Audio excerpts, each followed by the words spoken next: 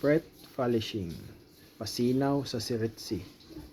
So, mag-start ta sa cage 600. Fret eraser ang gamiton para dali. So, kani nga part na ano na siya, na polish. Kani sila wala pa.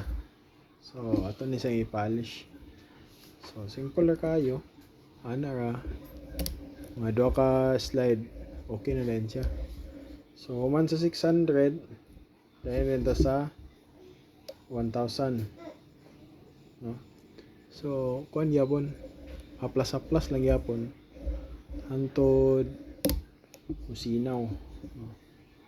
So, sunod-sunod na siya. Then, kani siya, mo ni siya ang fret protector or modipinsa sa kuan sa fretboard nga dili magaras. Okay. Sunod na sad. Kita ta sunod.